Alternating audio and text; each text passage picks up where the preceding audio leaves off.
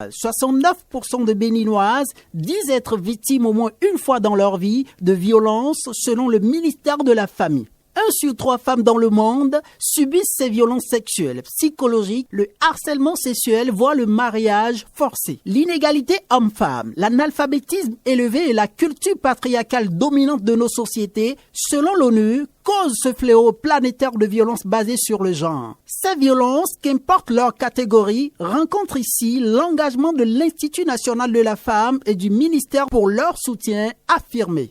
Le pari que moi je prends, c'est aux côtés du ministère de l'Enseignement supérieur et de la Recherche scientifique, continuer d'apporter une réponse de plus en plus satisfaisante aux étudiants pour les années qui viennent.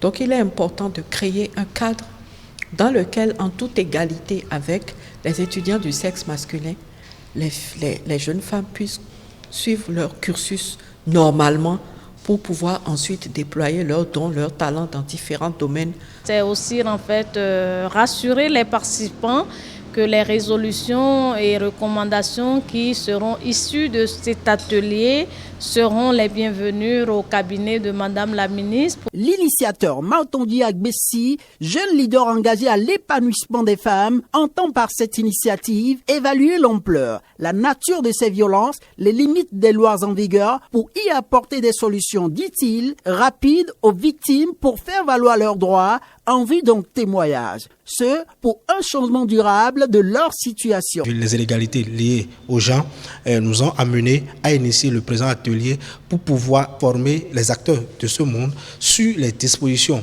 de lutte contre l'harcèlement sexuel. Les participants présents à cet atelier apprécient et prennent le pari de vulgariser l'information dans leur communauté immédiate. Vous savez, il n'est pas trop reluisant pour un pays d'avoir une image de pays dans laquelle les femmes sont battues, dans laquelle les femmes sont violées.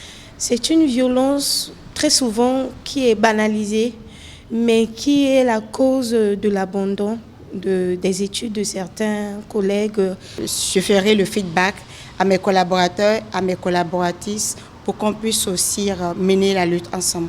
Cet atelier est une avant-première à un grand projet à venir pour lutter contre le fléau dans le département du Zou, cette fois-ci dans le monde scolaire, et à l'initiateur de conclure sur les résolutions issues de ces travaux. Faites des propositions de solutions SMART qui seront bien évidemment rangées dans un document que nous allons appeler déclaration de boycott, qui sera mis à la disposition des autorités étatiques, mais aussi à l'endroit des partenaires techniques et financiers.